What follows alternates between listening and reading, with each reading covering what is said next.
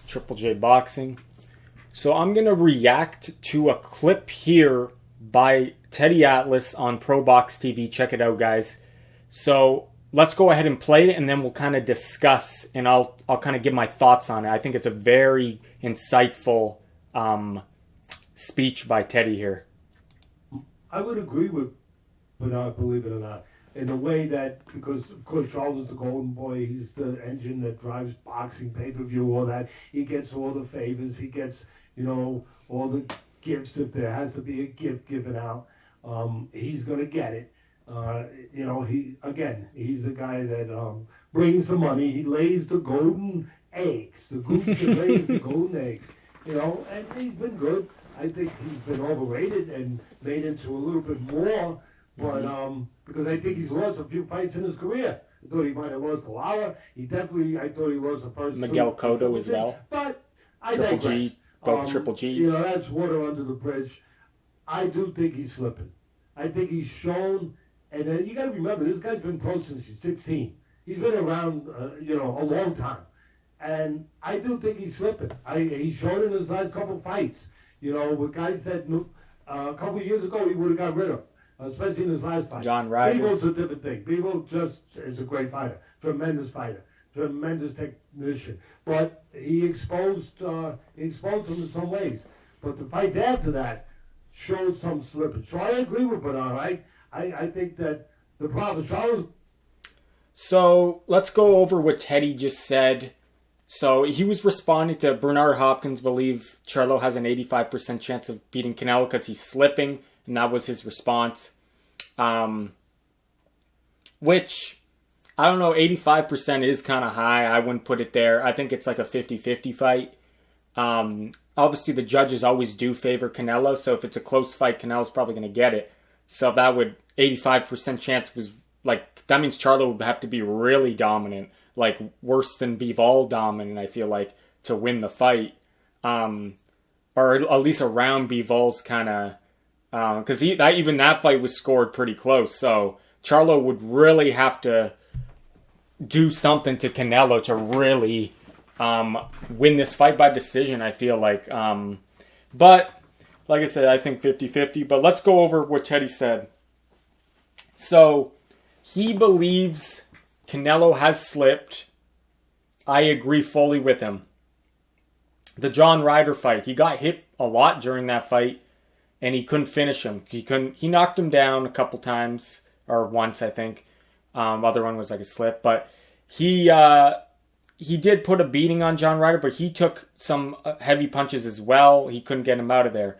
The Triple G3 fight, it was an old 40-year-old or 41-year-old Triple G.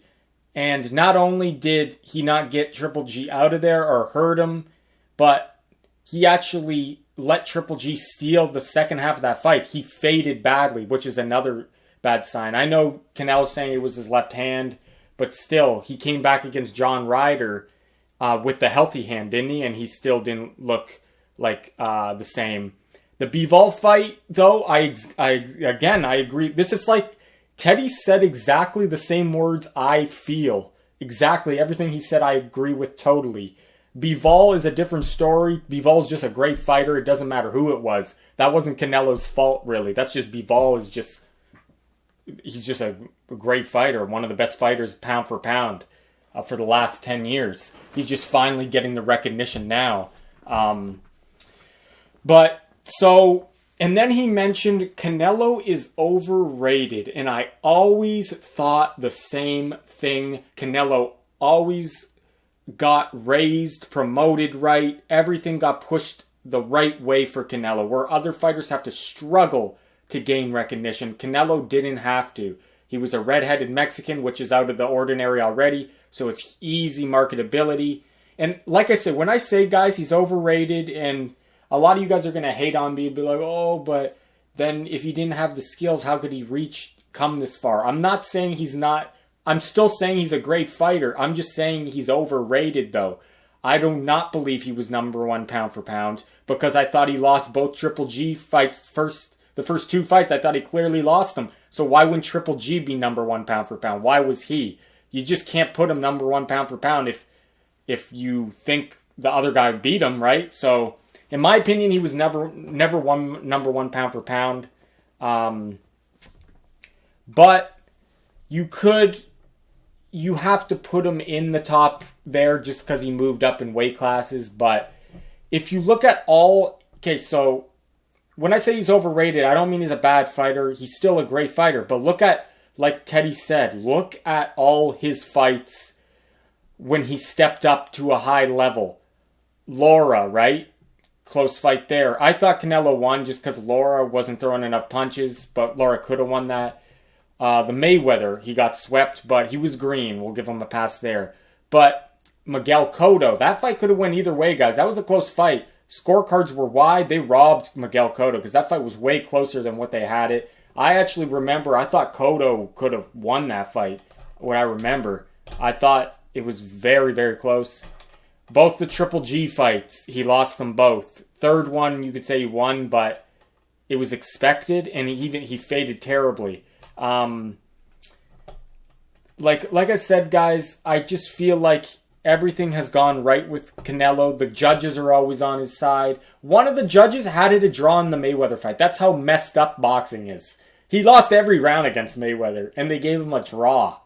So, you can't hate on Canelo just because the judges are bad and everything's in his favor. It makes you want to dislike Canelo because everything's on his in his favor. But the guy is a true warrior. He's fought the best fighters. The only problem I had really with him was when him and his team avoided Golovkin after the Miguel Cotto. After he beat Miguel Cotto, he vacated the belt so we didn't have to fight Triple G. When Triple G was still a lot younger. I think it was a year or two before they actually fought the first time, which I didn't like. But other than that, Canelo's a warrior.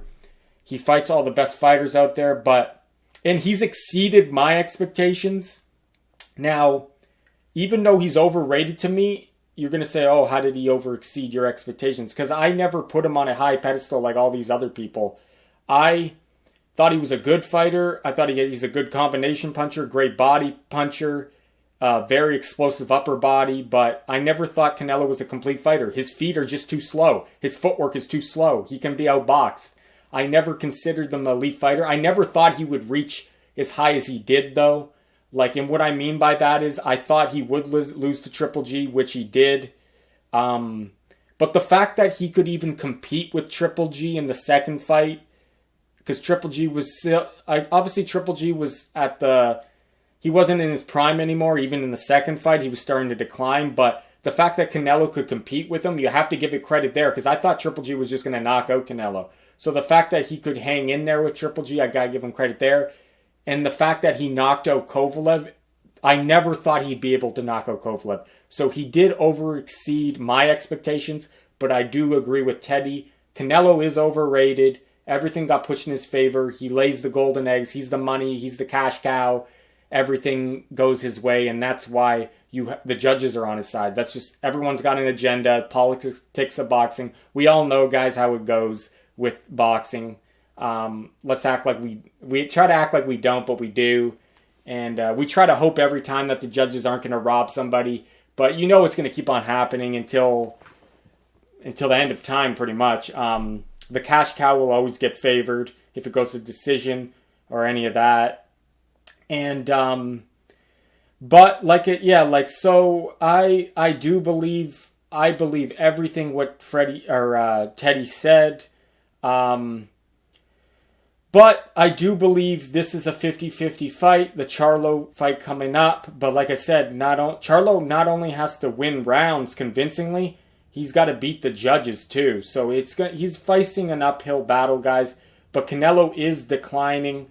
I agree. He has slow feet, slow footwork. So if Charlo can take advantage with his good footwork, keep him at the end of the jab, keep controlled distance, he can rack up rounds against Canelo and win this fight in the eyes of the fans. I don't know about the judges, though. But let me know your thoughts on his everything he said there was exactly, pretty much every word for word. It's like it was coming out of my mouth. I agree with every word Teddy said there. So let me know what you guys think about, is Canelo slipping? Is Canelo overrated?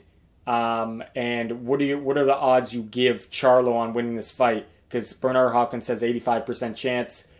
Maybe if you took the judges out, maybe even then, I don't know. Like, Canelo's got a good power. You can't count out Canelo's explosive power, but Charlo has the right game plan and keeps a distance. This could be a lopsided decision victory for Charlo. You never know.